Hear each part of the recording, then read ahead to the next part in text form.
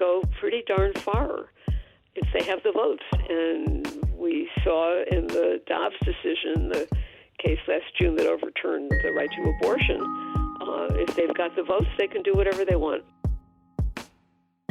Hi there, it's WAMC News Director Ian Pickus. And on this episode of the WAMC News Podcast, we speak with longtime U.S. Supreme Court watcher Linda Greenhouse. With the new Supreme Court term now underway, including a new justice, public trust in the court is sharply down. Chief Justice John Roberts has publicly fretted about that dynamic, which follows high-profile rulings last term on guns and abortion and an increasing sense of politicization around the court.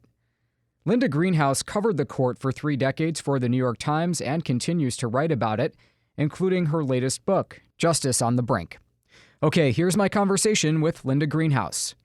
Does it matter if public trust in the court is down? Well, I think it does, because the court, of course, as Alexander Hamilton and many others of our framers pointed out, has no actual power. It's really the power of the norms developed over more than 200 years that lead us to accord respect and, you might say, obedience to what the court hands us. And so if the public turns away from the court and thinks the court is acting outside its bounds, is acting to undercut the democratic will of the people, that's a crisis. It's a crisis for the court, and it's a crisis for our democracy.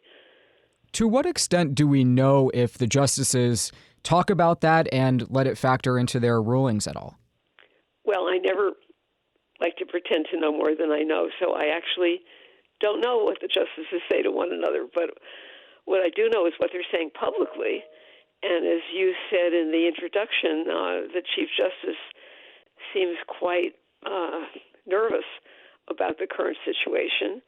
And Justice Elena Kagan, who's been on the losing side of the big cases that you mentioned at the top, she's been a dissenter, has said on a number of occasions within the last month or so that unless the court is perceived as acting as a court instead of acting as another political branch, that's a problem. You've been watching the court for a long time. Were there other moments in history where it faced this sort of crisis? Well, my personal history doesn't go back to the 1930s, but yes, famously, there was a crisis when a bunch of old conservative justices were striking down major pieces of the New Deal recovery program that FDR had launched, and that led to a crisis, and it led to a change in the court's behavior. What are some of the big cases that you're watching this term? Well, just last week, a major voting rights case from Alabama was argued. And without getting into the weeds of that case, what's really at stake is the continued utility of the Voting Rights Act of 1965, one of the crown jewels of the civil rights era. And if the court were to adopt the position that the state of Alabama argued to the justices last Tuesday, the Voting Rights Act wouldn't be worth very much. So we've come to quite a turn there. And then later this month, on Halloween, the court's going to hear arguments about the future of affirmative action in higher education. Is it fair to say the court is likely to rule in a conservative direction on those two issues? Yes, I think that's quite fair to say, but the devil is in the details. So the question is, what rationale are they going to give? How far are they going to go? And they could go pretty darn far if they have the votes. And we saw in the Dobbs decision, the case last June that overturned the right to abortion, if they've got the votes, they can do whatever they want. How do you see that dynamic changing? Obviously, for a while, John Roberts did play something of a swing role. Now the court is 6-3 conservative. Are we likely to see any, sort of swing cases in the near future? Not that I can name, really. I think we've got an empowered conservative supermajority, and I don't see a, quote, swing justice emerging who's going to be in a position to make a difference like Justice Anthony Kennedy did for many years when he was the swing justice and he had 4 justices to his left and 4 justices to his right, and basically the Constitution was whatever Anthony Kennedy thought it was. We don't have a dynamic like that now. This is really something pretty new in the lifetime of, I'm willing to guess, pretty much everybody who's listening to this program. So American democracy is going to have to figure it out. What do you think about ideas that have been raised for one way to go about that, which would be either expanding the size of the court or instituting term limits? Yeah, well, I mean, both of those are ideas that people I greatly respect take very seriously. I'll say about term limits, that wouldn't solve any immediate problem, even if it could be done, and I think it could only be done by a constitutional amendment because, of course, the term limits would not apply retroactively to the incumbents. Expanding the court, is something that Congress is free to do if there's a filibuster-proof Democratic majority. I suppose that could happen, but I'm not sure whether that's in the long-term interest of the court or the country. My jury is out on that. Let me go back to Dobbs for a moment. A lot of attention in that decision was paid to other rights that, possibly the court had also decided in error. I'm paraphrasing here.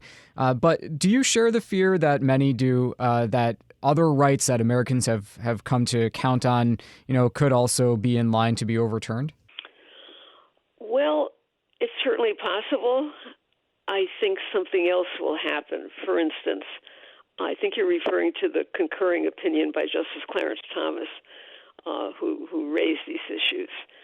I think it's very, very unlikely that the court's going to overturn the 2015 opinion, Obergefell, that recognized a constitutional right to same-sex marriage. But I think it's very likely in the current term that the court's going to create a big religious carve-out to the regime of anti-discrimination laws that protect LGBT individuals. So there's a case now that's going to be argued later this term of a wedding web designer who doesn't want to have to design wedding websites for same-sex couples because she says, as a Christian, I can't possibly lend my support to this. And she's from Colorado. Colorado has a very robust anti-discrimination law that includes that bars discrimination on the ground of sexual orientation by people who are in business serving the public. And so the question is, does she get a religious opt-out from an anti-discrimination law that applies to everybody?